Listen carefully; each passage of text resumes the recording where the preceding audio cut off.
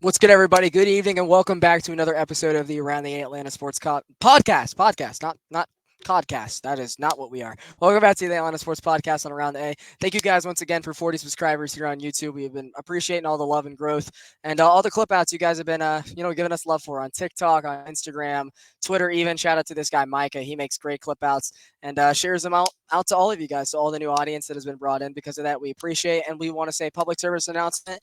If the length of this video scares you, feel free to watch on 1.5 speed. That is your best friend. We have tested it, try and over and over again. We sound great, and it makes the episode a lot quicker. So if you guys want to hear this, but you don't have the attention span for the full length of whatever hour and a half could be of good old Hawks basketball talk, good old Atlanta sports talk, make sure you guys go to your settings icon. I'll give you a couple seconds. Go to 1.5 speed, and the rest will take you from there. But yeah, welcome back, guys. Another episode talking Hawks. Obviously, we just won the lottery. What? Just won the lottery on Sunday afternoon. Cool. That's amazing. That's the entirety that we're doing this show. Otherwise, there'd be a lot more topics to cover. But great week. The happiest I've been as a Hawks fan in 3 years. And I hate to say that's the truth, but it is. But do want to introduce my co-host tonight. And got a great panel. Unfortunately, Brennan could not join us. Would like to see him or Dylan back on the show at some point soon. But gonna start with the day one. My guy Mike and Neil, and obviously debut tonight. You guys are going to be seeing a lot from him, and a big college fan as well. And we're proud to have Cordell on the show. It's been a minute that we've been trying to get him on, but he finally makes his debut tonight. So everyone, give a nice little Atlanta around the around the A welcome to my guy Cordell Pope. I'm going to go to them, see how they're doing real quick, and then we're going to get right into business again. 1.5 speed. Let's go Hawks. What's up, Micah? Man, not much. Hawks, like you said, won the lottery. Excited to see what the future holds. Finally got a off season where we could look forward to something for the Hawks. So I'm excited.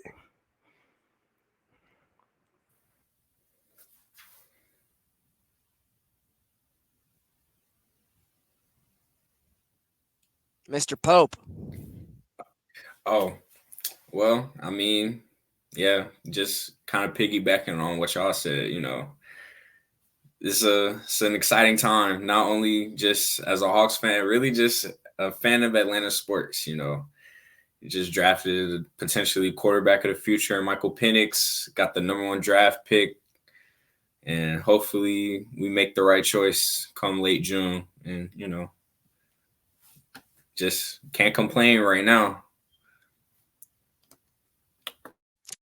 Do want to say, make sure you guys like, comment, subscribe to Around the A on whatever platform you'll be listening to. Audio only will be coming out eventually. I'm assuming once we get big enough and we have enough production, only will be coming out on the people that like Spotify, iHeart, iTunes. So that'll be coming. But thanks for everyone who's on YouTube in the meantime. Make sure you guys follow us on Instagram, TikTok, Twitter at Around the A. There might be an underscore at the end, but should find it. And by all means, we're all part of it. And make sure you guys follow us all on Twitter. Going to put us in the big screen so our things show up a little bit easier. All our Twitters are down below. If you guys want to give us a follow, we'll follow back. We're welcome to talk ball with you guys. So I appreciate all the support. And I'm going to turn it over to Micah, as he is our honorary host tonight, the biggest Hawks fan that I know, and to take us through this special lottery winning edition of Around the A. Micah, it's your show. Well, like Blake said, this is the whole reason of this show today. The Atlanta Hawks, for the first time in franchise history, have won the NBA lottery. That got the number one draft pick. This, like I said, first time franchise history. We've never seen this. Crazy that it happened in our lifetime, but you know, I have, we've seen the past couple years we had big drafts with players like Zion, Anthony Edwards, Cade Cunningham, Paulo Banchero, Victor Wembanyama. I'm not going to try. You know him. This year, the NBA draft is full of. Yeah, this is the weakest draft in recent history. But the Atlanta the Atlanta Hawks have the number one pick in this draft. And in one of the weakest drafts, it's a good thing to have and Drewski. It's a good thing to have the first pick so we can pick out of any of the players out there. So um it's hard to go after a bust, but we've seen it happen many times in the NBA for the number one pick. Anthony Bennett, Cleveland Cavaliers. Yeah. But we seen when you seen the news come out, what was your reaction, Blake? I happened to watch it live, and I'm glad I did. I usually know when the lottery's on because the Hawks are in it almost every year, so we watch it quite a bit. And I was eating Mother's Day lunch with my mother and grandmother, and we were at the Battery, and we were just leaving to get ready to go back home. And I see on my phone that the lottery was that afternoon. I was like, "Oh, that's in 2 hours. That's interesting." And so when we get back to my grandmother's house, we spoke for about an hour. I gave them all their gifts, and around 3 o'clock or so, we turned it on, and I was like, I'm not expecting anything of it. And I'm like really the only big basketball fan that was in the room, but they allowed me to watch it anyways. And so I look at the ticker, and my grandmother points out, she's like, only 3% chance to win. I'm like, yeah. So you know how the Falcons, they win, just enough games to not get a top draft pick, but they don't lose enough.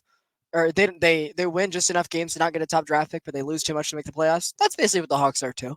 So that's what we're in for, and we've never won the lottery. And so they all kind of chuckle, and they're like, "Oh, here goes nothing." And so I see it's not the 10th pick, and I'm like, here we go at 9. It's not 9. And I had no idea how the top 4 jumped. And then as soon as Elle Duncan, no an ATLian, by the way, she bumps in and goes, "Oh, well, the Hawks have jumped into the top 4." I immediately went, "What? Is this actually about to happen here? Don't give me hope." And so we jump into the top 4, and they come back from commercial break, and everyone except for me leaves the room, and the superstitious person I'm in, I'm like, "Get back in here. If you guys leave, we're going to end up with the number 4 pick." And the last time we got the number 4 pick was none other than DeAndre Hunter, who we'll talk about later in this episode, and has not been very good for all things considered. And so it gets to 4. It's not us. It gets to 3. And I'm like, holy crap. Is this about to happen here? And as soon as it was announced the Wizards were picking 2, I jumped up out of my seat. And that was I say this so sadly, but it's the truth. That is the happiest I've been as a Hawks fan in 3 years. In 3 years. And I immediately made a tweet. It says I feel like we won the championship. And I got like over 100 likes, and a lot of them were for fans of really good teams. And so they thought it was funny. But it truly felt like the Hawks won a championship, because I remember when Trey lost in the three-point contest finals in the All-Star game. I was like, that is the only chance we had to win something in years. In years, because he's not going to do it forever. And I was like, this makes up for it. And then immediately, Mike, I go, oh God, kind of what you said. There's no Ant-Man in this draft class who's taking over the league right now. That's Cordell's guy. There's nothing like him in this class. There's no 7'7" dude from France that could shoot a 3. Victor Wembanyama, he's not in this class. And even Zion, who hasn't worked out so far, was caught to be one of the next LeBron James archetypes. He's not in this draft class. And I'm just like, I'm trying not to think about that right now, because we needed this, and I'm still happy regardless, especially because we don't have our pick for the next 3 years after this. So I'm like, we need to nail a pick this year. The Hawks have not done that the last couple of years. We don't see our rookies to year 3 half the time, which is bad, really, really bad. So us getting the first pick, I'm like, you know what? It makes this draft class a little bit less weak for us, because we get the first option, and it makes it a little bit harder to fuel Wembanyama's playhouse over the next couple of years. So that's how my reaction was, and I had some good tweets, and happiest I've been in 3 years, unfortunately. But we move, as us Hawks fans say. Oh yes.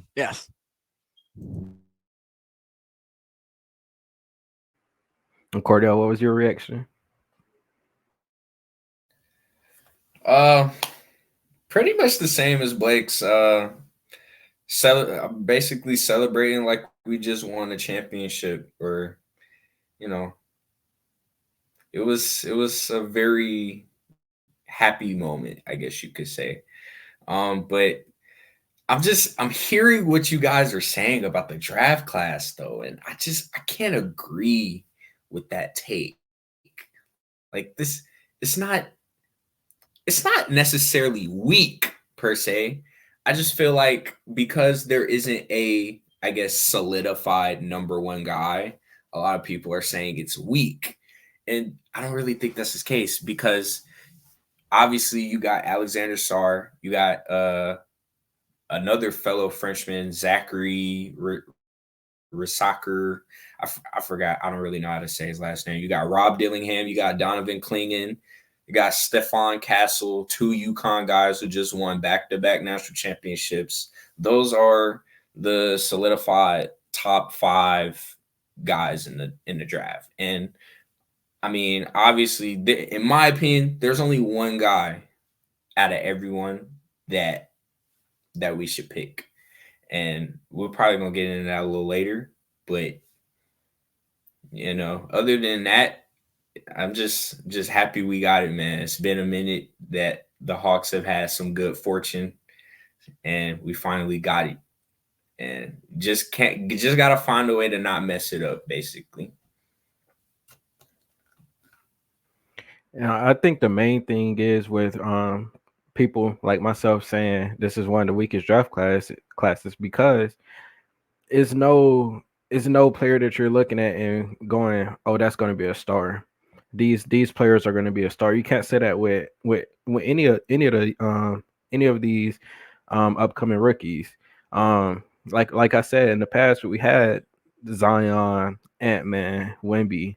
This year it's like we we see no solidified or like obvious star coming up, and that's why it's being labeled as one of the weakest draft classes. Yes, it's good players in this draft. It's going to be good players every year, but comparing it to the drafts in recent history, that's what will make it one of the weakest draft classes in recent history. So wait, so you're telling me there's not one guy out of everybody that you can just pick? Because me personally, I do. I have maybe Saying 2 or 3. who you want to pick for the Hawks, or are you saying who's going to be a superstar? Like just in general, like I can name at least 2 to 3 guys in this draft that are going to be legit stars in the league for years to come. And in my opinion, it would be Alexander Sarr, Donovan Clingan, and probably Rob Dillingham. Simply because Rob Dillingham, I've watched his game since he was like a couple years ago. If y'all watched any OTE basketball, you know about Rob Dillingham. He's got handles like smooth as butter and can shoot the lights out of the basketball. And he's not a great defender on the perimeter, but he can lock stuff down. So he's a two-way guard who can facilitate, can shoot, can do a lot of the things you want in a guard, basically.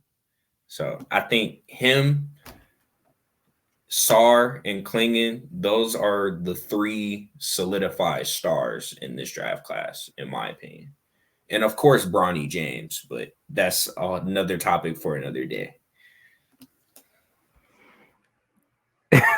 There's no debating that the 3 before you said Bronny is going to be good players, but I'm just saying they're not like we're not looking at them saying they're going to be a star in the league. But moving on, we've seen a lot of stuff, go around on Twitter. A lot of people throwing out rumors and a lot of options for the Hawks this offseason. And I want to know, Blake, and then after Blake, Cordell, do you think the Hawks should trade the number 1 pick? And if so, why and for who? um, the who is the big thing for me. Because if there's a team that's really, their star wants out and they're like, you know what, give us the top pick so we have the best chance to land another star, I'm having that conversation. But it's going to take a lot, and you might have to give us another future first, being that we're out our picks for a couple years. So, man, if it was another draft class, I had that conversation, but I don't know, man. With the last couple years we've had, I don't know if I really want to move down the board. I don't think I'm trading this pick, and based on what Landry Fields said about 2 hours after it, I don't think we are either. Cordell. Yeah, there's absolutely no reason that we should even consider trading the number 1 pick. For one, it's the first time ever we've had this opportunity. We literally have a golden ticket to lead us into the future. And like there should be no reason why you should even consider trading this. But I will say the only way I would consider trading this pick is if it's to the Lakers and we get LeBron. That's the only, literally the only way I would consider trading the number one pick. That's it. That's You the you only Well, will way. but you will what if want the number LeBron one opts pick. out and then he's a free agent? You said what if LeBron opts out? Yeah, and he's a free agent. Then how are you trading for LeBron? Hey, you just gonna have to deal with it.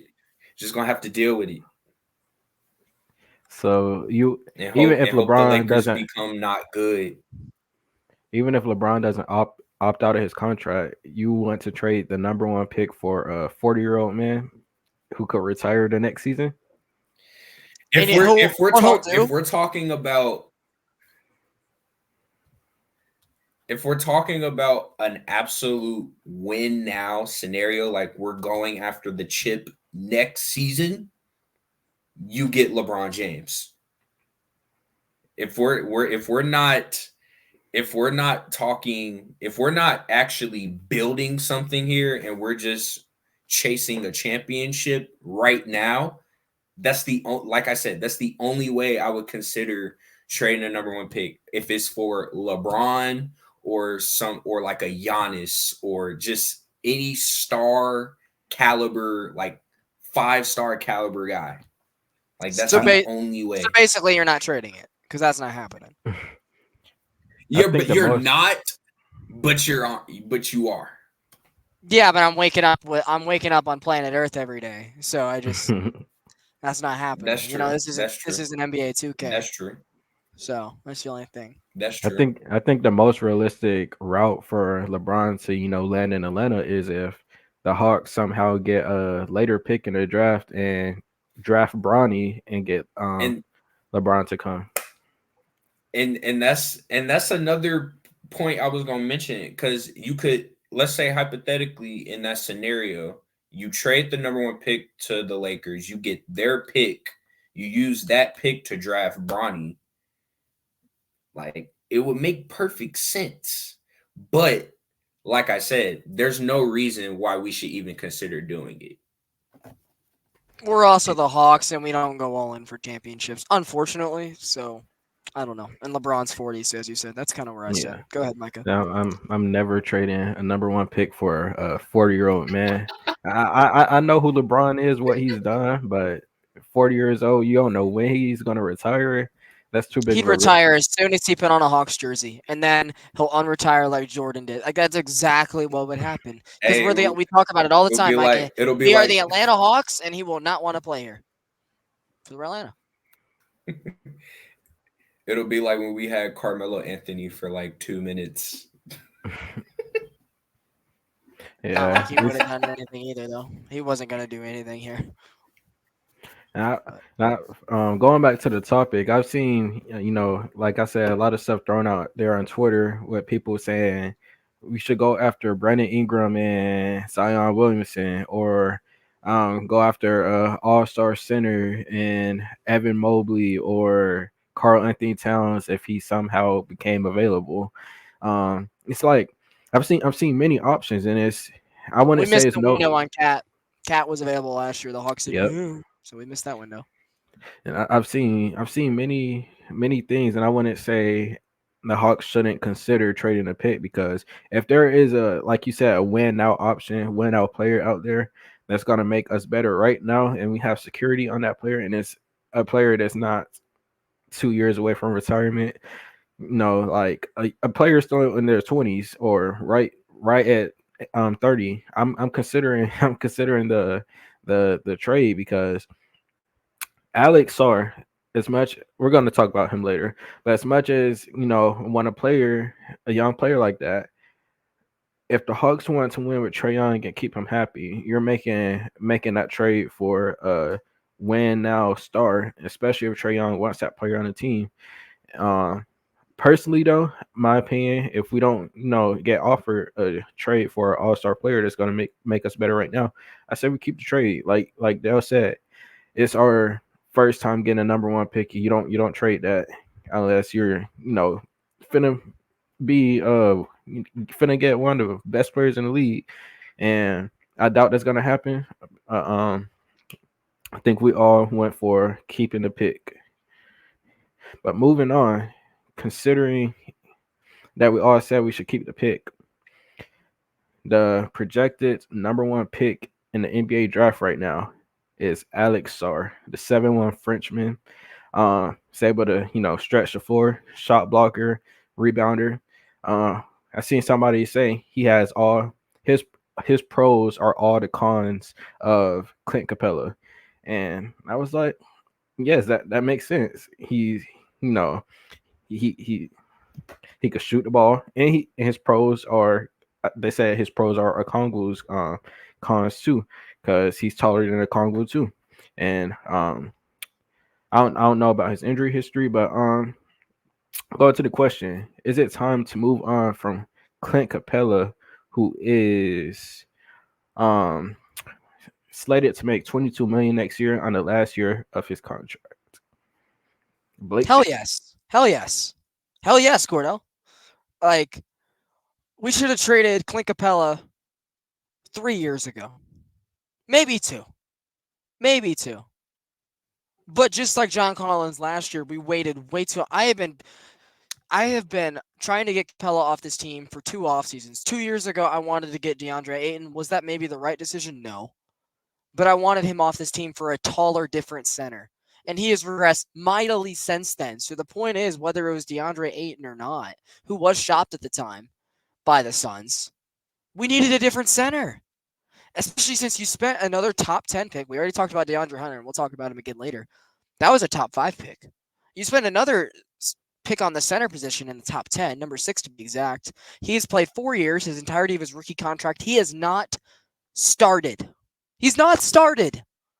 And Capella has not been good since the Eastern Conference Finals season. He has not. So why has he still been on this team? He's making $22 million a year. And Micah, we know how cheap the wrestlers are. What they need to do is dump his contract similar to how they did with John Collins. So you get 20 million, because I'm sure you're taking some player back in response. So let's say they get a little under 20 million if he's making 22 and a half, right? They take in some vet minimum, third role, 30-unit player like they did with Wesley Matthews, assuming it's a package like that. The wrestlers are taking in $20 million extra dollars in salary into their pocketbooks, and they're taking on a rookie contract in his place in the name of Alex Sarr, to then actually have that money to go make trades because you're so cheap. So they need to do it, and they need to make a similar move like they did with John Collins, because they missed the window for 3 years and 3 deadlines in 2 years to move this guy. There were some contender would have called for him last year to be their backup center. The Hawks didn't want to budge. Hawks DNA, we believe this team's going to turn around. 2 years ago, they could have moved on for a taller, better rebounder, better finishing center. Hawks didn't want to move on. Hawks DNA, we like this group, but another day, another opportunity. They missed that window. So they need to trade him, and they need to trade him tomorrow. Like, as soon as the NBA Finals are done, tomorrow. Get him out of Atlanta. I was happy when we got him. My old YouTube channel has a video about welcoming Clint Capella to Atlanta. He was one of my favorite players in the league before the Hawks got him. It was a steal when we got him, because the Rockets ended up playing in the bubble with PJ Tucker at center. That was pretty funny. But again, just like how I feel with Adam Duvall, Cordell, it's not 2021 anymore. And I appreciate him for what he did, but he is not that same guy. Let's trade Clint Capella. Cordell, floor is yours. Hey, man, I love your passion, and I'm right there with you. Clint Capella should have been off this team centuries ago, bruh. Because if you look at what he did last year, not necessarily the numbers, because his numbers weren't terrible. It's just every time he's on the floor, it's like, what are you doing? Like, what does he even do? You're getting out-rebounded by smaller guards and wings. You're missing put-back layups and dunks. You're missing alley-oops. Like, that's what we brought you here for, to be a pick-and-roll center with Trae Young. Go catch the basketball. Go get rebounds.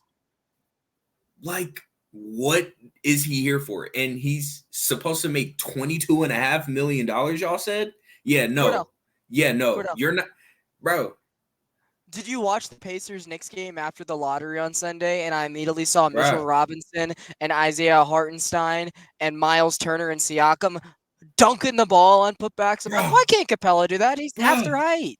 Like, bro. body hop. Josh Hart is a better rebounder than Clint Capella. Like, he's a shooting guard, and he's a better rebounder than Clint Capella, who's what 7 feet tall and was one of the best centers in the league in what 2018, 2019. And like you said, it's not that anymore. He's not the old version of himself. And that's the version of Clint Capella we've all wanted, but we've never gotten it. Not 1 year, not one complete year we saw the Clint Capella that we saw in Houston playing Are with you talking James about Harden. Adam Duvall? I'm just playing. Twitter knows that joke. But it's been time to get Clint Capella out of here. Yeah, it's supposed to be making 22.5 mil. You're not even worth a food stamp, brother. Like, it's time for you to go. No, and I mean, like Blake said, we did this with John Collins, like years. We've been doing this since Travis Link got fired, and really before he left, right before he left. We wait till the player's value is absolutely gone, diminished, non-existent, to get ready to trade them. It makes no sense that it made no sense for the Hawks to keep Clint Capella on the roster this year. And even okay, you could say going into the season, it made sense. It didn't, but that could be what they say at the trade deadline. Why was he not traded? He had value then. Why was he not traded? The Hawks stood pat. The only I'm not going to get started last time like I did last show about the Hawks, but the Hawks. I don't. Landry says Hawks DNA. Nobody knows what that is. Nobody knows what that is, and it makes no sense for the Hawks to keep a man missing dunks, getting a rebound, going up with a hook shot that he knows is not going in.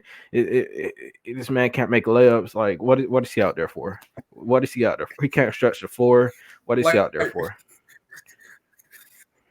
You got a top like 10 pick Micah, sitting behind hook him. shots.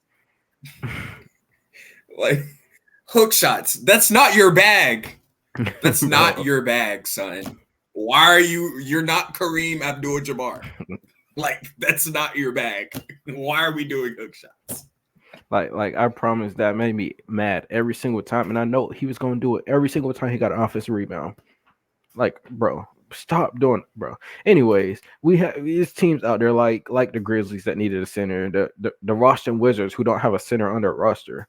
But the Grizzlies are going to be a team that's with John Morant coming back next year. They're going to need a center after they traded Steven Adams last year. They're going to need a center. Clint Capella is right there for them. Clint Capella is still averaging a double-double, still serviceable. If the Hawks do not trade that man this offseason, I'm going to know something. Makes no sense for us to keep him on the roster if we draft Alexander Sarr, and if we have Onyeka Okongwu still on the roster, if we don't trade him and whatever. There's so many options. Yeah, I guess real quickly, Micah, are we choosing Anyeka or Capella going into next year, assuming we take Sar? For me, I'm obviously Anyeka, cheaper deal, still a top 10 pick. He should have been starting. He can kind of shoot the ball now. I'm choosing Anyeka. I'm sure both of you guys agree. If that's okay, 3 for 3. Absolutely. All right, No. we're clear on that. I'm keeping Onyeka any day. He's younger, like you said, cheaper deal. He still has potential. He still can grow. And you see, he's a Quinn Snyder guy. He has that relationship with Quinn Snyder. We seen the out of timeout plays that Quinn kept drawing up for him to shoot the corner threes or the top of the key threes, and he was making them. And we see Onyeka continue to grow his game, and that's been very encouraging to see. With Kyle Korver, helping out the guys with his front office role, still going out there on the court, helping out the guys with the shooting. And we, like I said, if we get Alexander Starr, he could stretch the floor. But if Kyle Korver gets to working with him, forget Wemby. Trey don't need to go to San Antonio. Forget Wemby. Did y'all have anything else to say No, on but this Blake, topic? I seen you holding up the 4. I was saying with Onyeka, move if we get Sar, move him to the 4 and let him start at power forward. And you want to move Jalen to the 3? Absolutely. That would be my perfect lineup, bro. That's just me. Or you have That ruins Onyeka another coming off plan. the bench on how? Bi and Talk to Dyson me. Daniels, which we'll get into later, but Bi and Dyson Daniels. See, if I don't know, Blake, I don't know if you remember a tweet I made. It was about I did a scenario trade with the Nets where we got Nick Claxton and Cam Johnson. Would love that, by the way. Would love So that. my ideal rotation in that scenario, this is if we keep DJ. It would be Trey, DJ, Jalen, Nick Claxton, and Sar. And then you have Bogey, Onyeka, Dre on a prove it year, Kobe, and then Ron Holland, perhaps, with another pick. And then you have Cam Johnson. The only thing I don't like, the only thing I don't like about that is trained DJ. Love them both. I own both the jerseys. You can't do it another year. You just can't. Unfortunately, we live on planet Earth. You can't. It hasn't worked. And Dre, I think, has had like 3 prove it years. So I think there's a little bit of a hole to that, but I'm just willing to move pretty much anybody and anybody not named Trae Young. I just want a whole new roster full of guys. And the reason I bring up that Dyson Daniels thing is the Bi Dyson Daniels thing is there was like legitimate rumors to it, kind of like there was with Siakam. I think that's obviously steamed out. He went to another team. He'll be a free agent, but I think there is some actual traction there to the Hawks and the Pelicans kind of flipping pieces, kind of like the Kings and Pacers did a couple years ago. 2 teams that were struggling and in mediocrity. One got Halliburton, one got Sabonis, and they each exchanged like 3 players of their core, and it helped both teams out. I think the Hawks and the Pelicans are in a very similar point where they can do that, where they give us guys like Dyson Daniels and Brandon Ingram, who is going into the last year of his deal, so you can't really have Dre and him. And, we'll give him DJ because they need a true point guard with CJ McCollum. I'll give him DeAndre Hunter. Hell, I'll give them AJ Griffin if necessary. Put in the John Collins trade exception, like make that deal work, because I feel like other than getting Sar, that is the most important piece to this offseason is I need them to make a deal with the New Orleans Pelicans, like badly, because we got to make some moves. And it's been said, it's been like I feel like the Pelicans are really pushing this out, that they're really trying to move Brandon Ingram this offseason. He hasn't been performing in the postseason to their liking, and we've all seen a player that Brandon Ingram can be, and if he has a player like Trae Young, a point guard like Trae Young, a point guard that he hasn't had his entire time, and in New Orleans, that could elevate his game because the pressure won't be on him to be the number one playmaker or the shot creator. And Micah, you know this. I've wanted Bi in the Hawks for like 4 years. So he's just the perfect fit. And I've always wanted like him. There's been certain players that I've circled. Like Clint Capella was one of them before he was a Hawk.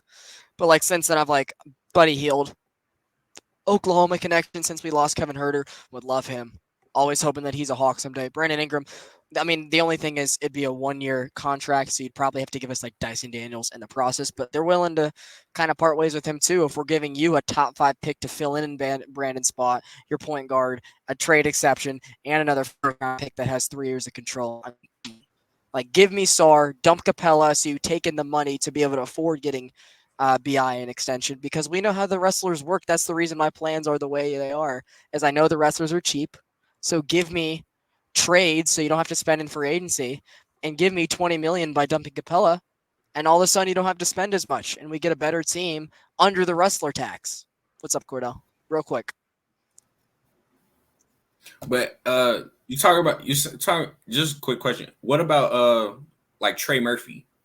or Herb Jones? I doubt they'll move from either one of them. They've been too Yeah. good for them, and they're still young. And they already didn't want to They're move the on from future. Herb Jones.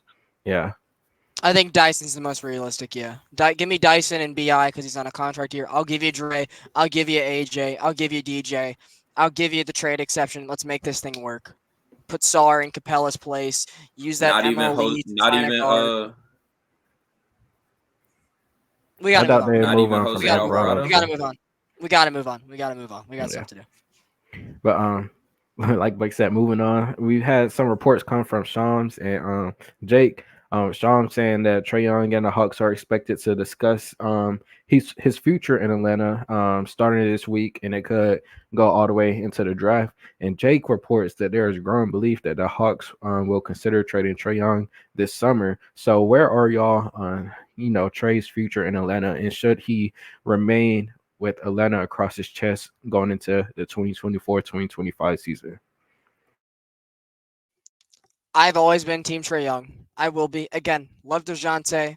Was happy when we got him. It hasn't worked. And I'm sticking with a guy that was an all NBA player, is a 4-time NBA All Star, has led the league in assists, has led the league in points scored, has taken a ragdoll team of no All Stars to the Eastern Conference Finals and was a top 5 pick. I'm sorry. That's where I'm picking my alliances. Okay. That's where I align. And I know Trae hasn't been the exact same player he was like 2 years ago. His defense has gotten much better in that time, but no one talks about that. But I truly believe you get him on a team that's competitive, his efficiency is going to go way back up. His assists are still right there. The floater's still right there. His free throws have been down because you guys called him a foul merchant. So he doesn't go to the line as much. And so obviously he's a little less efficient than he used to be. I don't really think that's a problem, right? I see Trae and I see DeJounte, and every time only one of them's on the court, they're better because they don't fit together. And that's exactly why I kind of shut down your idea, Cordell. You just can't have them both. And I'm Team Trae over Team DeJounte, and it sucks because I own both jerseys, so I'm losing money. It was a stupid purchase either way I look at it. But I also I don't believe anything Jake Fisher says about Trae Young. The only person I trust to hear about Trae Young is Trae Young because he has his podcast. Even his dad be rambling, and Shams. I know he's very creditable, but I don't trust him because we have seen so many times regarding the Hawks specifically, at least, that reporters don't know what the hell they're talking about when it comes to the Hawks because they always say one thing and something else happens. We were going to be the most active team in the market. We didn't do anything.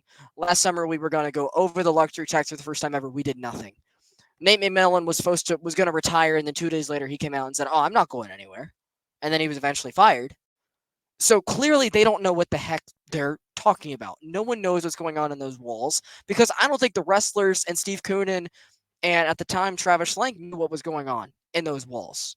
So why should I trust beat reporters? Because they come out and say this every 3 months. Trae Young has said over and over and over, "I want to be here." I think DeJounte wants to be here too. They're best friends. Sucks you got to split them up, but business is business, and the wins haven't been a thing. And so I think him changing to clutch or changing away from clutch to CAA really kind of signifies to me that he's going to be here because I think the three of us know him for the audience as well. A lot of the people that was pushing the rumor mill about trade to LA or trade to San Antonio or trade to wherever, to OKC before their gloss up, it was clutch behind the rumor mill pushing out the propaganda about him wanting to leave. It's a bunch of malarkey. And I think he switched to CAA to say that's not happening. He started his own podcast last year so people would stop speaking for him because he knows his organization can't and the beat writers can't. So again, Trae Young is going to be here. At least I hope he is. Otherwise, we're going to have some serious problems, truthfully.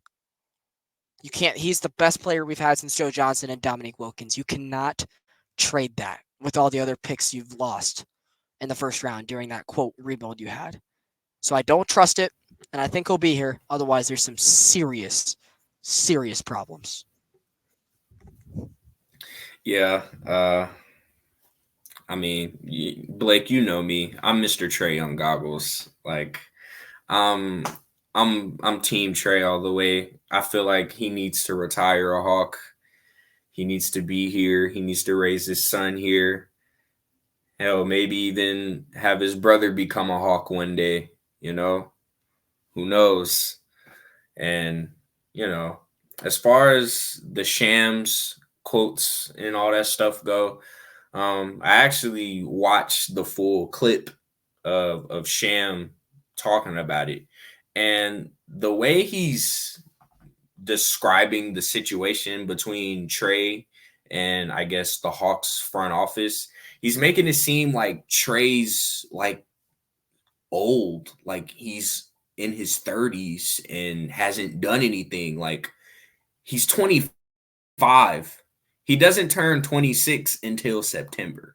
Like I feel like yes, Trey's been in the league since 2019, but he's not that old. It seems like it, but he's not. Year 10 for Trey Young isn't until 2029. So there's time to build here before you can absolutely just say, you know what, maybe it is time to get rid of Trey. And like me personally, the only way I would be okay if Trey Young leaving is if it's in his own will. If he's just like, you know what, I'm not happy here. We're not doing anything. Y'all aren't showing anything to want to help build around me and help us win. So I'm out rather than we just trade him because you Yeah. drafted him to be the face of your franchise. And for you to just trade him like he's nothing, that's a slap not only into the face of him, but that's a slap in the face to us as fans and supporters of this team and of him as a player.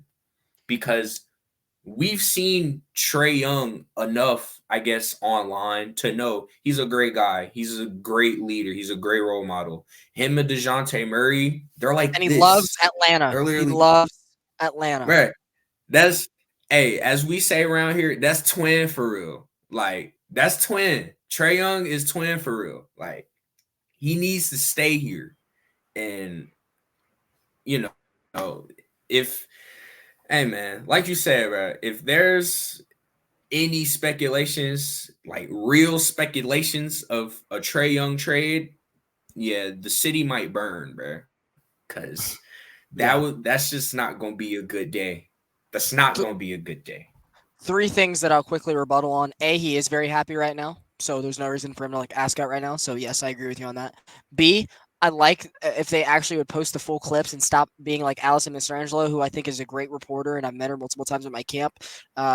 This play-by-play camps to be exact. I met her multiple times, but I hated that day when she clipped out a lot of his quote and made it seem like he wanted out of here. That's not the case. He's putting fire on the front office, and thank you, Trey, because you deserve it and we need it, and they will listen to you. So as long as DeJounte's here too, you put fire under the office too, because they look at you the way they look at him, and they need fire to be put up under Nick Ressler and Travis Schlenk. So if they keep talking the way they're talking, that's good.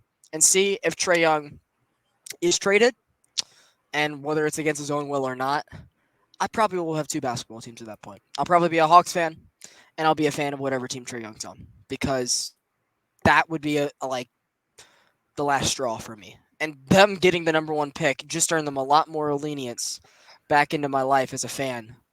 But tell you what, if that thing happens, I probably won't be even a full-time Hawks fan. Connor, who's part of the show, was a Hawks fan 5 years ago. He left us. He's a Spurs fan now.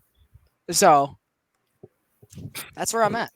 I think y'all made, very, very good points. And like one of the biggest things with Trey making his podcast is, like you say, he's able to talk for himself. You got reporters like a beat writer that's no longer with the Hawks, and Chris Kirschner making up all those reports about Trey being unhappy and all that. Trey and even his dad has said since he's been here, he wants to be here and win championships, plural. He wants to be the first, to have Atlanta see a championship, and the Hawks at least to see a championship, and Trey wants to fulfill that goal. And in the podcast Trey and DeJounte was talking about, it's never easy for any NBA team to win. Like all these fans got pressure on Trey and DeJounte working out and building chemistry, and they've said their relationship is good off the court, but on the court is a whole different thing. And they're that's a day by day thing, and they're still building, and whether they're still on the team next year, their relationship's gonna stay the same. But I don't understand the fans that want Trae Young traded. Trae Young took this team to the Eastern Conference Finals with zero All Stars. He wasn't even an All Star himself that year. He should Zero have been. All It was Star. in Atlanta, but he wasn't because we know how much the league loves us. So Yes. Uh, Trae Young, literally first player and second player in NBA history. Tiny Archibald also second player in NBA history to lead the league in points and assists in a single season. Would have did it again this year if he didn't get injured. Trae Young has been in this league averaging 26 and 10 every single year. And the Hawks fans that want Trae Young traded, they don't want to see the Hawks win. They don't want to be, happy as a fan. They don't want none of that because it makes no sense. You get a great player like Trae Young. What we've been wanting our entire life. Trae Young's the best player since Dominique Wilkins. Forget Joe Johnson. I love Joe Johnson, but he's the best player since Dominique Wilkins. And fans want this guy traded for what?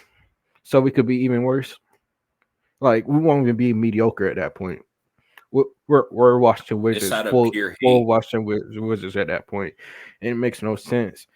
I don't understand its fan base. I will never understand the Falcons, the Hawks fan bases, but the well, right Hawks now need to we're the do. Washington Wizards as it is with Dejounte and with Trey. We're what Beal and Wall were when they were 500 every other year. That's what we are, and that's what John Fricky said we would be if we extended Dejounte. So shout out John. He knew what he was talking about. But yeah, we'd be the new Wizards. The new Travis Schlenk hasn't gotten up under them yet, Wizards. So yeah, you're right, Micah. And the last point I want to make about this, y'all could add what y'all wanted to after this. But if the Hawks draft Alex Sarr and trade Trey Young, I don't know if I could say I'm a Hawks fan after that because it makes no sense for Hawks to go out and get a center like Alex Sarr Where are the and trade Thrashers at? and Where they at? trade the best playmaker this team has seen. Where are There's the no Thrashers? I Give me I, the I Thrashers. I can't even That's put what. into words how mad that would make me because the Hawk, bro, Trey Young and Alex Sarr. We seen Trey Young and Jalen Johnson. We seen Trey Young and John Collins. We seen Trey Young and Clint Capella when he was playing to the best he was on the Hawks. If we don't see the parent of Those Trey Young and Alex lobs. Sarr, I'm done with this team, bro. Those lobs. The lobs. So many lobs, bruh. So many lobs, man. Like, oh man. It makes so much sense to just it's there. Like I said earlier, it's there. We literally have a golden ticket, bruh. But that's all I gotta say on that, bruh. I mean, it would be a literal Hawks, not even Hawks, Tony Wrestler, Nick Wrestler. It would be a full on. It would be a full on Hawks move to trade Trey Young and trade Trey Young and draft Alex Sarr. If you trade Trey Young, I don't even want Alex Sarr at that point. Just trade the pick, trade the team, sell the team. You know, move out of Atlanta. Just I Blow promise it you, I would up. be done with this team, bro. Like it Blow it should up be thunder no style. it should be absolutely no reason the Hawks draft Alex Sarr and trade Trae Young. Absolutely no reason. I don't care how much they like DeJounte Murray. You do not keep DeJounte Murray over Trae Young and draft Alex Sarr. It's no way, no scenario. Yeah. It should not happen. Well, we tried to blow it up Thunder style, and that resulted in us getting Amari Spellman, who's out of the league, Kevin Herter, who's on your shirt today, Cordell. We liked him, but the wrestlers thought he was too expensive, so they booted him out of the city. Cam Reddish, who hasn't developed at all, and DeAndre Hunter, and that's without Trey Young. That's what us blowing it up like the Thunder were, where we had what 6 first-round picks in 2 years, and Trey's like the only thing competent we got. I mean, that's exactly where I'm at, Micah. If if they do what you were just saying, I'm just saying, where are my Thrashers? Because I cannot deal with basketball anymore. So that's Forsyth County. The Gathering, North Point Mall. Like, give me my Thrashers back until they sell the team. Oh, that's a really sad Oh, pick. that's Micah, a oh. Man, Micah, let's have a guys' day out, and we're gonna go to a pawn shop, and we're gonna sell our Dejounte Murray and Cam Reddish jerseys together. So that's yeah, if I exactly got what the Dejounte in here too, like, bro, I will pull up the list I if got. A we have Millsap. time. I got a Tim Hardaway jersey. Like, yeah, it's rough.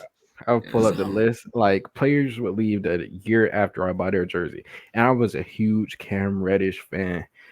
Hence the reason. Hence the reason I got the jersey. I was a huge Cam Reddish fan. And the story, I seen Cam Reddish at a Falcons preseason game. I'm right beside, literally standing right beside him. I'm asking him for a picture. This man was ignoring me. Like, bro, he was with Charlie Brown, and I'm asking for a picture. He will not give me take a picture of me. And I was like, I'm not a Cam Reddish fan no more. Even though that wasn't true.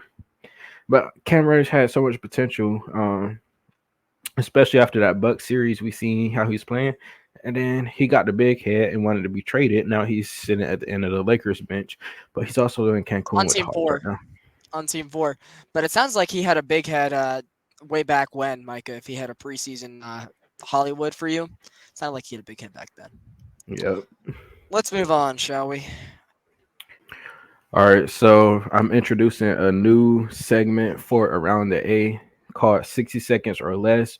I'm gonna list, we're gonna go down a couple of players and say for this segment it's gonna be trade or not and why they should be traded or why they shouldn't be traded. And so first player we're going with is DeJounte Murray. Should the Hawks trade DeJounte Murray? Why or why not? Blake. Yes, they should trade DeJounte Murray, and it seems I got till about 52:47 on the clock. The Hawks should trade DeJounte Murray because, as I stated earlier, it just simply hasn't worked out. You traded 3 first-round picks for him, and immediately, I was happy when they got him, but the Hawks went all in on the wrong player.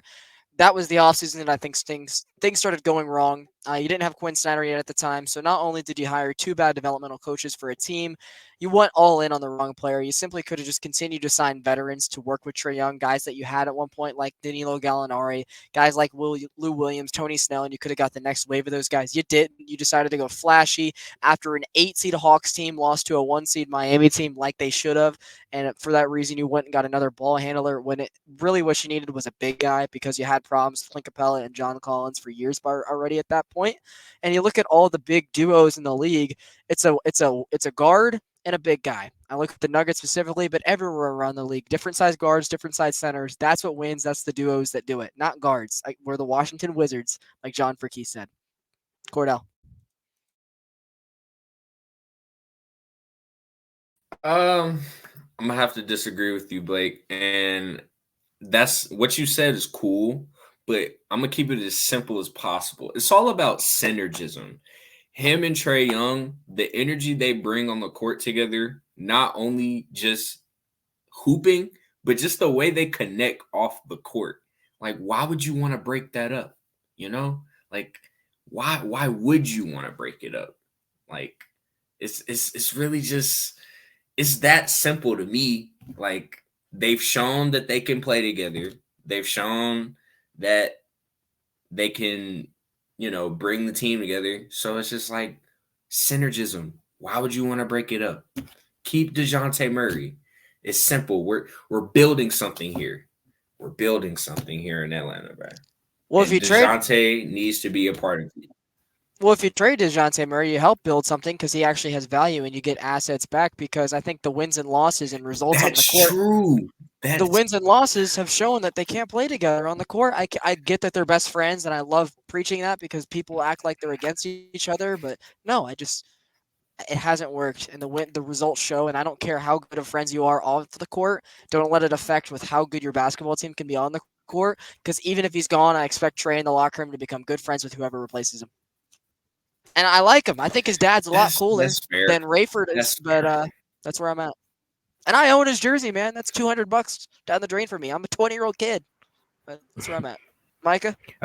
I think, like you said, we see how they play when they're on the court together, and Trey and DeJounte when they're on the court together when they're not on the court. We seen that during Trey Young's injury. DeJounte Murray looked like an absolute beast. All-star point guard like he was before he came to the Hawks.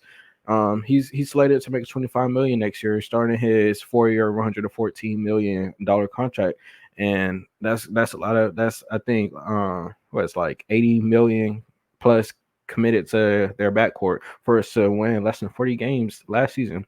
Um, makes no I don't think they should try to keep this duo together for another season. Given what we've seen so far, I think we should move on. Use DeJounte as trade bait like we should have did with trade John Collins when he still had value, or Clint Capella. But I think they should get it right with DeJounte Murray. There's no way that you should go into the season with Trey and DeJounte again. I think you fill in his spot with a 3-and-D shooter, and go into the draft, get Alex Starr, and we start building something new and move on from Trey and DeJounte duo. All right. Next topic. Should the Hawks trade DeAndre Hunter? Why or why not? Blake. First of all, what's the difference between the two? Because they're both and both got to go. And secondly, it seems that it was a 2-1 favor score of us trading DeJounte. So we'll start it out. I got to 57.07. Should the Hawks trade DeAndre Hunter? Man, I gave him such a long leash. I really wasn't like this until this year. I was like top four pick. You paid him. I'm glad he's here. He's the 3-and-D guy. He's going to be the defensive guy that Trey needs. I loved him at UVA, blah, blah, blah. I did it all. And I waited for that knee to get healthy and that 3 ball to come around.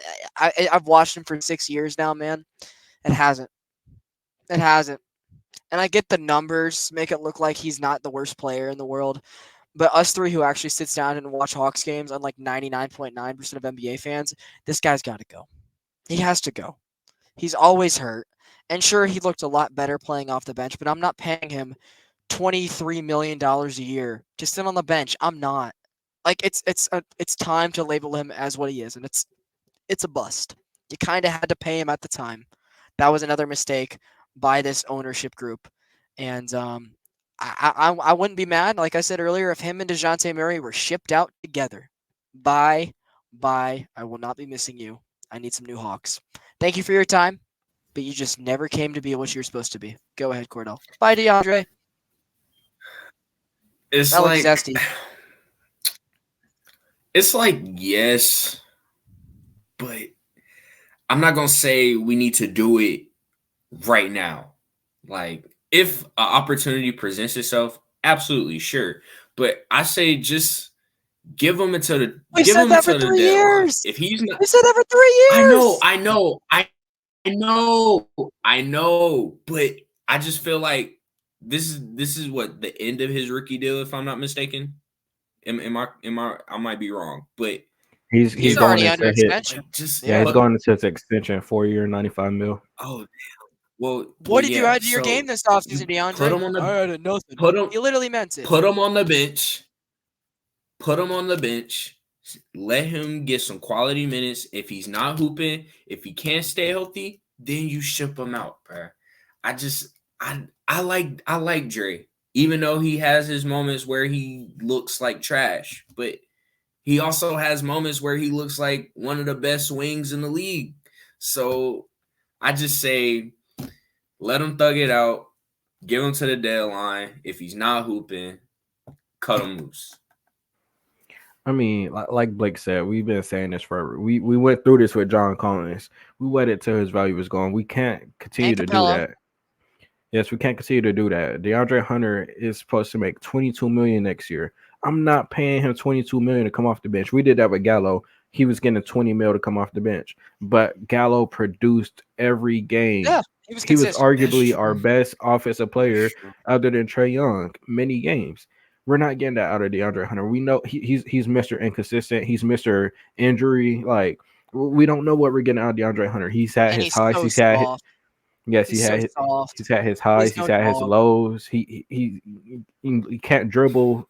We every player has their highs and lows. We seen Bruno Fernando looking like what Clint Capella should have been looking like, and then we seen Bruno Fernando turn back to what Bruno Fernando is, and that's the same thing that's going to happen with DeAndre Hunter. We've seen it time after time. Like the Hawks, they go on these runs before the trade deadline. Then after the trade deadline, they start playing bad again.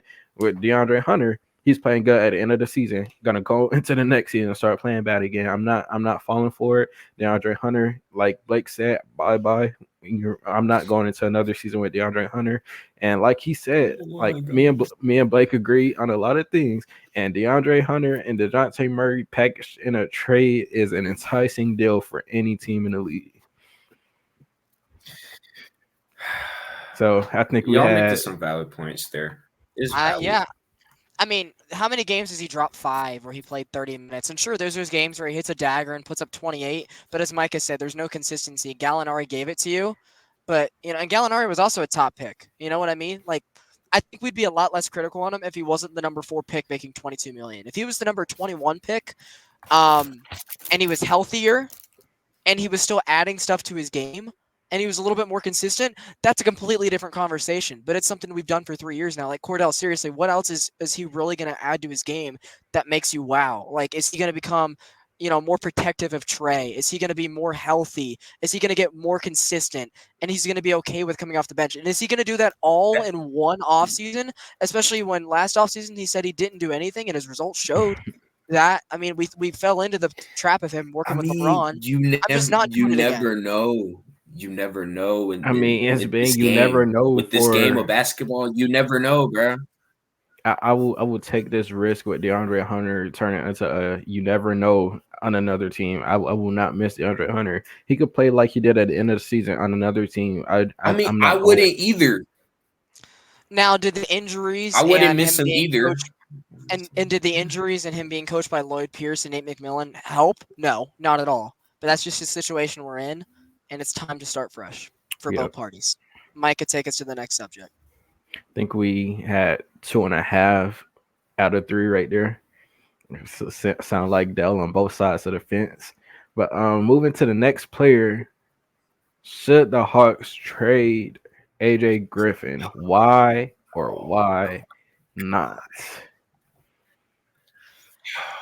If he, and it seems I got to 103.05, if he is not, if he's the only guy we trade, no.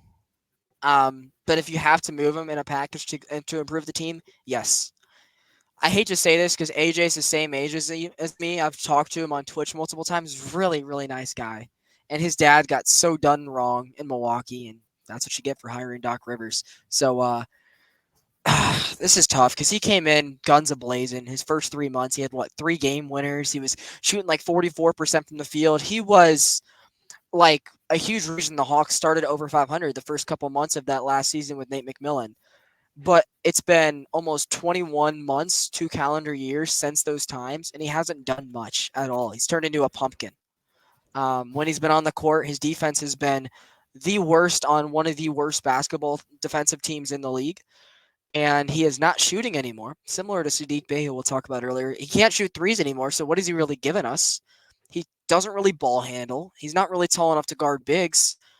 I hate to label him as this, but I feel like he's kind of become damaged goods, and he's going into year 3. Like, he might still have some value because he hasn't played because he's looked good in the G League, and when he's been in the NBA, he's been hurt. But there's that little flash that makes you think with the right coach he can do it. So I'm capitalizing while he has value if it's at all necessary, and I'm trading him, but not if it's the only move, because otherwise we're just screwed as it is. I hate it. I'm a lot less willing to do it than I was the other two. If it comes to the situation, yeah, I'm willing to part ways with almost everyone. Sorry, AJ. Yeah. AJ, you're a youngin, so I have a little more sympathy towards AJ because I feel like he wasn't necessarily given, I'm not gonna say a fair shot to become a quality member of this squad. But it's kind of unfortunate where his career is right now, being back and forth in the G League when he should really be like the second guy on the bench, maybe averaging 12 to 15 points a game, hitting game-winning threes, but sadly he's not. So like Blake said, yeah, if he's the only guy in a trade deal, you might as well just keep him and put him on the bench. But if we can add him to a package, let's say with a Clint and a DeAndre, like throw him in there for some players and some picks. Like, but yeah, sadly for AJ Griffin, yeah, it might be time for you to dip, my boy. Love you, Also, but yeah, Also, think about it, man. He was a top 15 pick 2 years ago. A lot of other teams that are actually doing things the right way, whether they're competing or they're rebuilding and rebuilding quicker than the Hawks did, most first round picks taken inside the top 15 by their going into their third year are doing something in this league. They're productive. They're productive. You see something. We haven't seen it from AJ. And some of that is yeah. the injuries, and the Hawks don't play young guys. That's a whole other conversation we've spoken before. But you haven't seen it. So what can you go off of? It's another issue. Go ahead, Micah. I'm sorry. I'm like, I really like AJ Griffin. I'm like 90% no, 10% yes. No, don't trade him. Yes, trade him. Um, I really like AJ Griffin, and it's sad because I don't. It's this season. It seemed like he's really not a Quinn Snyder guy. Even when he came in with the Hawks, taking over for Nate McMillan, we seen Quinn stop playing AJ and start playing Jalen, which worked out. But it's just sad to see AJ Griffin going from being the happiest guy on the team, saying he loves the team, to not even seeing him play with the team. Um, and then he had so much going on this year with his nephew passing, his dad getting fired for no reason. He continued injuries, not getting playing time. It's just so much, and I really like AJ and the person he is, and even the player he is. We've seen what he can be. I'm not ready to give up on AJ Griffin, but if Quinn is not willing to, play him, and he's, like Blake and Dell said, a player that you need to add to a trade package, I'll go ahead and reluctantly do it, but it'll be tough for me to see AJ Griffin go. You're right, Micah, for the fact that it takes a lot for Nate McMillan to play a rookie, and he did. So that's something. But yeah, a lot went wrong real fast. But that's the Hawks for you. Yeah. Um, and for the last trade one, we've already talked about this a little bit, but for clip out purposes, should the Hawks trade Clint Capella? Why or why not? I'll let you move to my stuff from earlier if you really want to do it. So I'll save some time. Yes, trade him, please. Do it tomorrow. Cordell, what's up?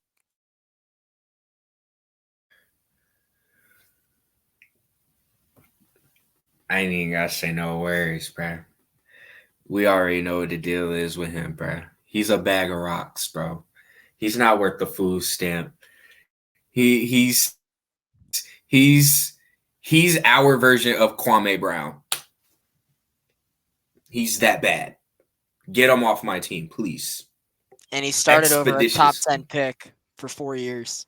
Sounds like you're gonna have to go back to the beginning and then get a clip out. Learn What's wrong with that? to dunk the ball. Learn to dunk the ball. Please. Since we took this approach, I would just say, obviously we all want Clint traded like yesterday, but I think it's gonna be, like I said, it's gonna be one of the first interesting off seasons for the Hawks in like forever. We have a potential trade for the DeJounte, DeAndre, and Clint. Those are all starting caliber players that many teams could, want. And if we package them, it's endless opportunities around the league for us to get. And I really, really, really, really want Brandon Ingram. I'll be screaming at all offseason, be tweeting all offseason. We have to find a way to get Brandon Ingram in Atlanta. I don't. If it Dyson takes Daniels trading, too?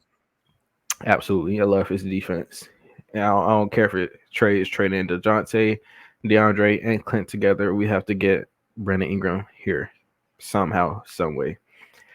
If we add all three of them in the trade, though, I want more than Dyson Daniels. So we all all want Clint gone. Like First round pick. yeah, absolutely. Zion Williamson.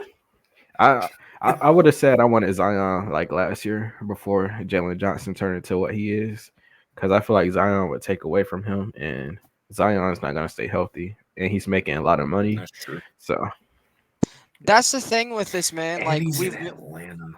we've missed the window on so many guys to trade at the right time. The Hawks also missed the window on trading for certain guys at the right time. Years ago, they missed the chance to get Markkanen and Miles Turner, and now they missed the window on Cat and Zion. And thankfully, they're getting another opportunity with Bi, but it's on a contract year, so you have to pay him. So it's almost like if you get him, you can't really do much else, so you'd have money to pay him. I don't know, man. I It's mean slippery the slope this ownership has put us in. It's their fault. the potential starting lineup of Trey Young and I'm gonna say Bogdanovich, but I would want another 3-and-D player right there. But I'm gonna say Bogey for now. Trey Bogey, Brandon Ingram, Jalen Johnson, Alex Sarr. That moves me. That's a exciting starting lineup right there. Kobe And and Yeka and your MLE off the bench, like you got something there. You got something. Come and on. Don't forget Vit. beat Creechy. Third But unit. Third unit's his home. yeah, Injuries, he'll play. He'll play injuries. Not I was not at I bench. was I was at a Hawks meetup and my parents talk about me every time for saying this to him, but I was like, I love your energy when you're on the bench and you need to, keep it up because I just love when they, pan the camera to him and he up celebrating every play. Looking back, I'm like, that's a wild thing to say, but it's true. But It's funny It's how low locked key down our third unit disrespectful. is, man. Our third unit is so locked down. It's so weird. Garrison Matthews is here for a couple years. Trent Forrest has been here for a couple years. Bruno's been here and back a couple years, and V. Like that's our third unit, and there's more like We continuity and we we fluctuation didn't than our even second unit. Quick. we ain't even mention Mo. yep, Mo Gay, Seth Lundy. Yeah. That's what I was gonna say with Seth Lundy. Seth Lundy is another AJ Griffin type player. So if they do move on from AJ, we have Seth Lundy right there. Yeah, but when have the Hawks made a second round pick anything? It's been since Mike Muscala. I don't Moose. know, man. Moose. Who's Take us to the next subject, Micah. All right, this one's a little different. Should we resign? And the Hawks have one free agent going into this offseason, which is Sadiq Bey. So Blake and Dale, should the Hawks resign Sadiq Bey coming off of an ACL injury? Well, I'm gonna ask you one question. What is the money he's getting?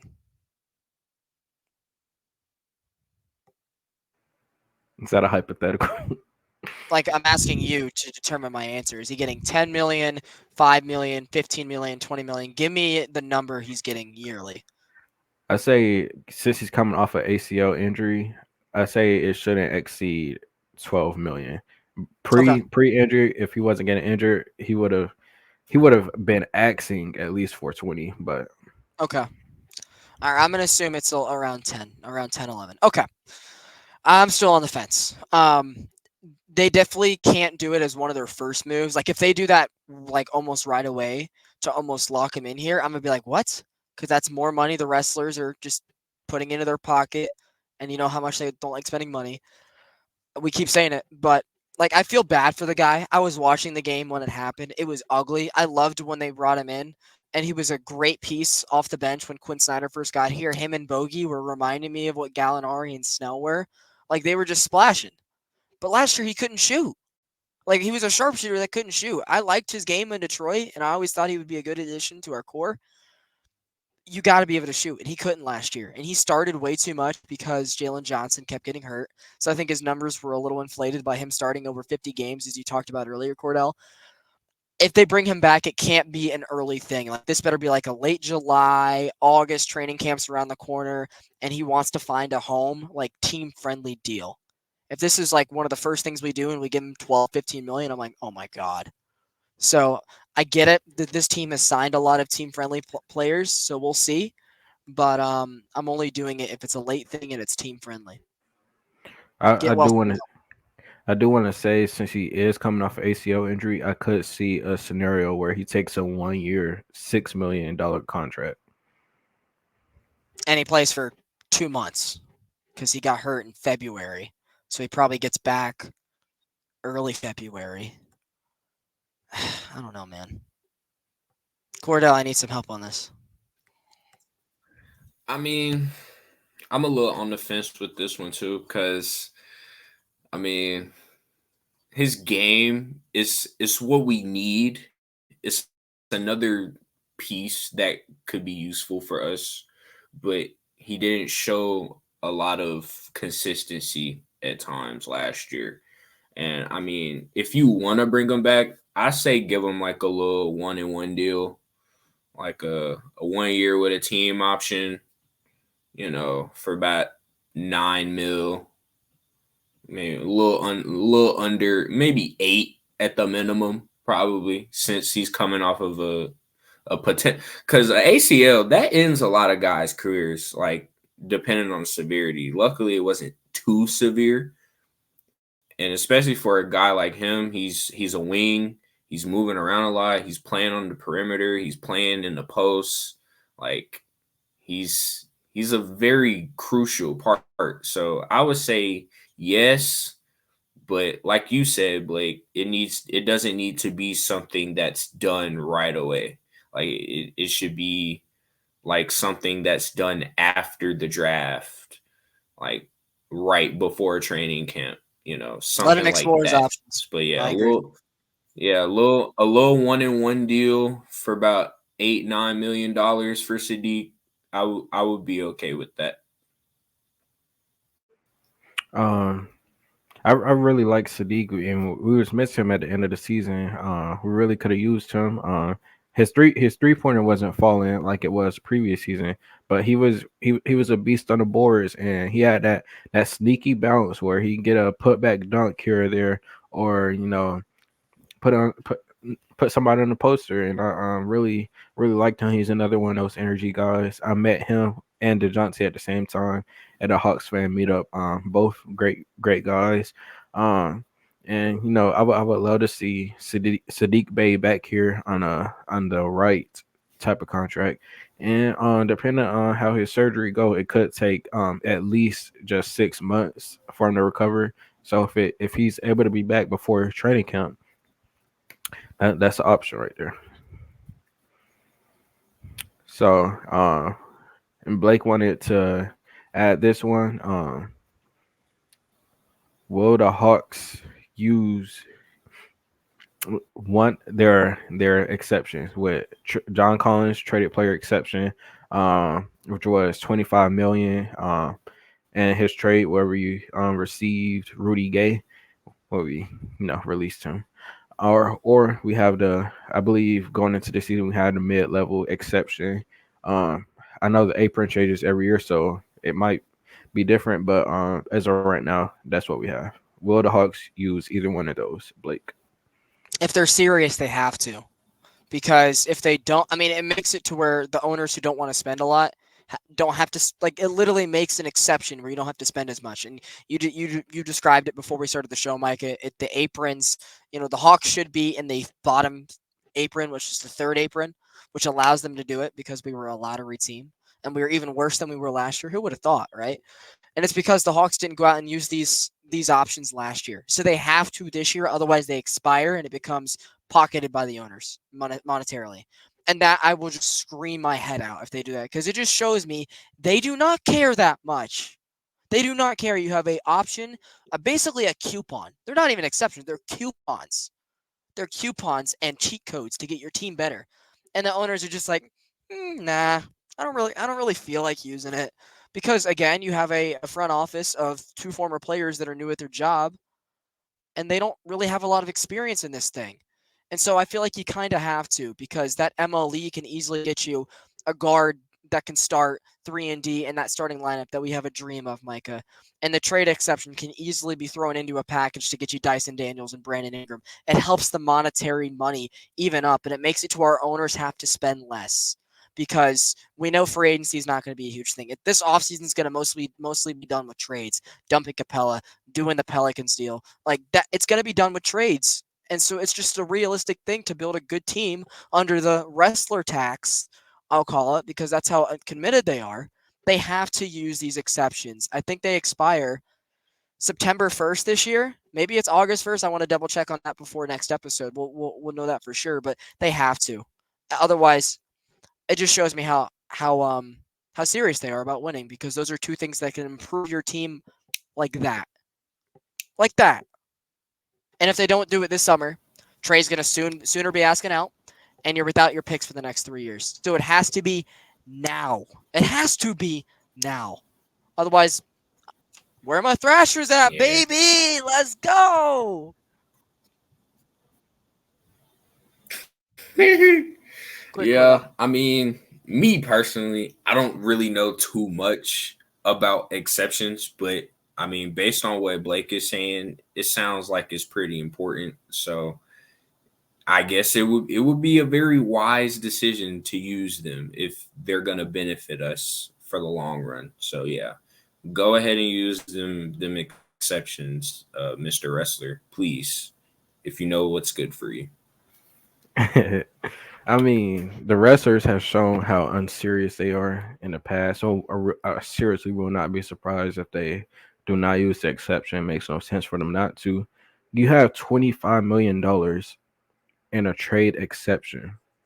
Use that to get Brandon Ingram, please. Like, And bro, use the that's money you dump from Capella to pay it, Brandon Ingram. like Wow. it's right there. Landry Fields, Kyle Korver, please do it. And I want to clarify for some of the people that don't know what a 3-and-D player is. It's basically a defensive guard, or really a defensive player that can also shoot threes and stretch the floor. And we could also use an exception for one of those players. You want to use a traded player exception? We could use, well, I want to use a traded player exception on that, because you have to use the full 25 million in that. So I'm not wasting that on there. But it's gonna be players in free agency that's 3-and-D. And if y'all still don't know, a 3-and-D player example is like Malik Beasley, one of the best 3-and-D players in the NBA right now, or Kentavious Caldwell Pope. Yep. Cam But Johnson. And I'm taking those players back over Sadiq Bey 8 days out of the week right now, because Sadiq didn't play any defense, and he can't shoot, and he can't play till February. So yeah.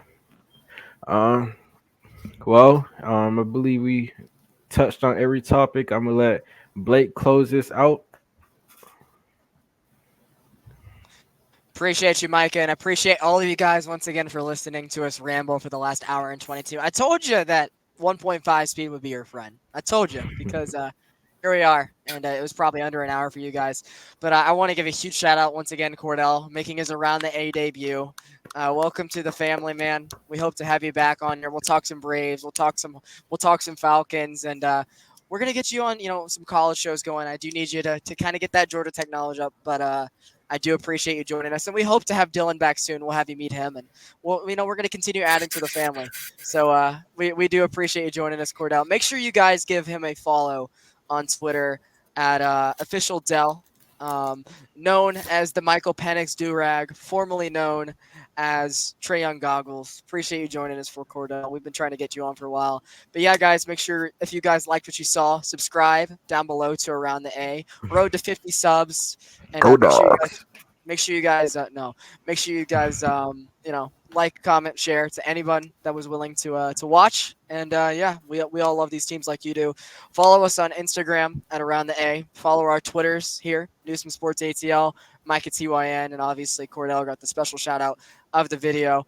And so yeah, I appreciate you guys again once again for watching. Enjoy the rest of your Tuesday. Should have a Brave show coming out with you guys soon, and we'll recap, I guess, around June or so when one of the next Falcon show is. We're kind of rotating them. But again, thanks again for watching. We really do appreciate the support, guys. We love you, and we'll talk to you soon. So peace out. Go A-Town. Around the A out. We move. Sell the team. Sell the team. Sell